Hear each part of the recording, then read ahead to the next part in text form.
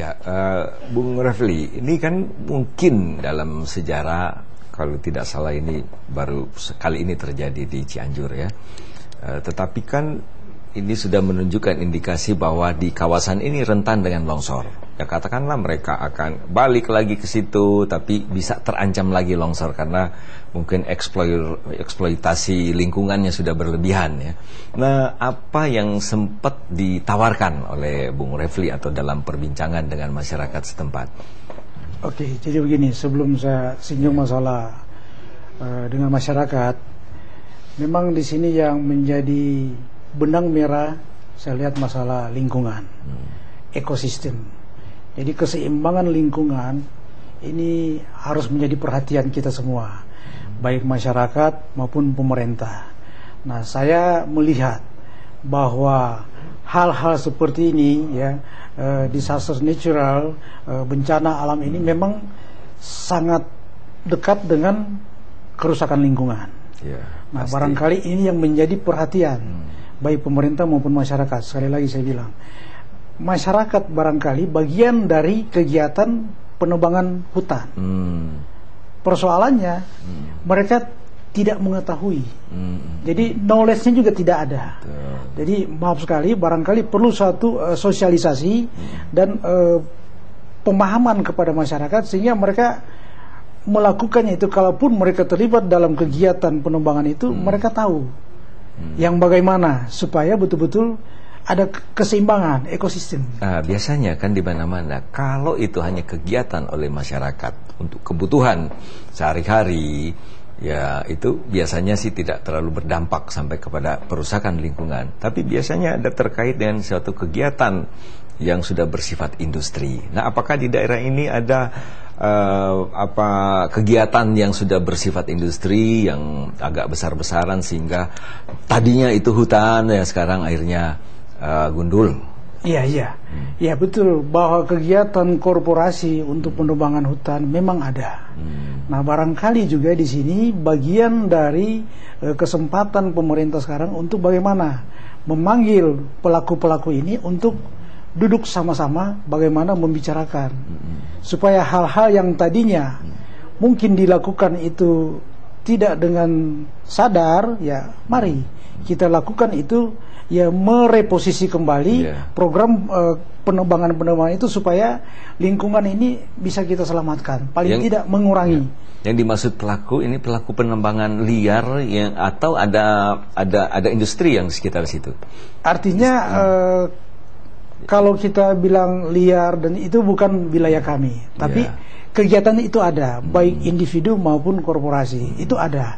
Jadi bahwa itu legal atau ilegal itu bukan wilayah kami untuk masuk ke situ, tapi bukan bagian saya. Tapi hanya melihat bahwa ada sesuatu benang merah yang perlu didiskusikan, ditata kembali, dibicarakan bersama. Saya kira itu yang menjadi poin. Jadi titik kita untuk ke depan. Kemudian ini karena rusak, kemudian tempat pemukiman pun juga mungkin kurang layak lagi dihuni. Apakah ini penting untuk relokasi ke tempat lain itu bisa menjadi satu solusi? Nah, ini penting.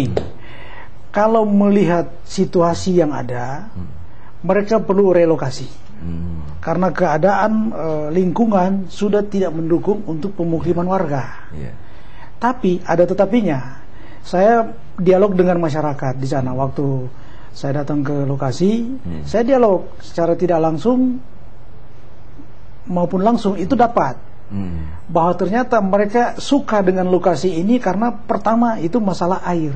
Ketersediaan air secara alami sepanjang tahun ada. Jadi mereka mau bercocok tanam, pertanian, persawahan, perkebunan, peternakan itu ada. Dan mereka sangat menikmati itu. Mereka enjoy, menikmati. Tapi dengan artinya di lain pihak ya ketersediaan air itu bisa mengikiskan lapisan-lapisan tanah tertentu ya, yang sudah tidak lagi bisa ditunjang oleh keadaan alam. Benar sekali. Jadi kalau mereka dipindahkan ke wilayah lain, nah ini tentunya harus dipelajari betul, baik pemerintah daerah maupun masyarakat yang ada dipelajari betul. Jangan-jangan pindahkan mereka ke satu tempat, tapi tempatnya yang tentunya bertolak belakang dengan kehidupan mereka yang sekarang ini. Ya walaupun kehidupan sekarang ini memang cocok tanam mereka itu masih benar-benar masih konvensional, tapi paling tidak dengan alam yang ada mereka menikmati betul. Nah ini barangkali saya melihat juga salah satu benang merah di sana masalah relokasi. Kalaupun dipindahkan harus dipikirkan betul tempat yang sama, minimal sama, menjamin mereka untuk cocok tanam. Kan sekarang saya minta begini, kan di sini masih tempat pendidikan di SMP, tapi kan nggak bisa langsung berapa bulan atau itu bisa lama-lama. Nah, lama-lama. Iya. Karena mau dipakai sekolah. Pakai sekolah. Nah, sesudahnya itu kan ini dipakai sekolah, ini masyarakat saya yang sudah menderita sekarang mau dikemanakan lah. Nah, bagaimana himbauan kepada rekan-rekan sama kader, simpatisan Barnas dan tentu mungkin kepada masyarakat lebih luas lagi? Ya, tentunya pada kesempatan ini saya menghimbau terutama kepada kader Partai Barisan Nasional, Barnas, baik wilayah Cianjur maupun di luar wilayah Cianjur, kami secara nasional, juga masyarakat luas, mari kita sama-sama gandeng tangan untuk meringankan beban dari korban. Itu aja yang bisa kami himbau, dan mudah-mudahan apa yang kita lakukan ini merupakan satu program kemanusiaan yang tentunya investasi ya, sama-sama tahu apa investasinya itu ya, barangkali untuk kebaikan semua pihak. Dan tentu juga jangan juga hanya sekedar dimanfaatkan, jadikan momentum teman-teman lain, partai yang lain kebetulan ya inilah lahan untuk berkampanye mencari simpati, bukan hanya sekedar itu, ya kan? Betul sekali. Tapi kan bagaimana betul-betul kita lakukan tindakan kemanusiaan secara jujur, tulus dan benar. Ketulusan, ya, nah, kita percaya Refli seperti itu. Ya, mungkin barangkali Barnas, ya. Tapi juga teman-teman lain kan kita himbau supaya bukan hanya terkait dengan masalah ini sedang mau ada kampanye. Ya. Nah, itu yang saya juga sangat serius, karena diingatkan juga kepada kami, ke DPP, Pak Ketum, Pak Sekjen, betul-betul kita melakukan dalam pendekatan kemanusiaan.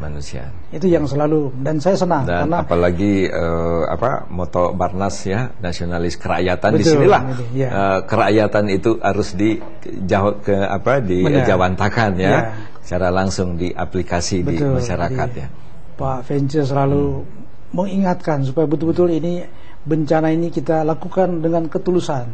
Jangan pikirkan yang lain dulu, kita lakukan. Nah, ini kan ada program supaya bapak-bapak di DPP ini terjun juga ke sana ini nampaknya. Ya, tentunya itu bagian dari pemikiran-pemikiran kami semua, dan itu semua ini kan berjalan simultan. Paling tidak yang sudah kami lakukan itu merupakan keterwakilan bagian dari program DPP yang membuat posko. Sekarang sudah dikirim 2 unit tenda besar untuk dilakukan di sana, itu juga bagian dari program DPP.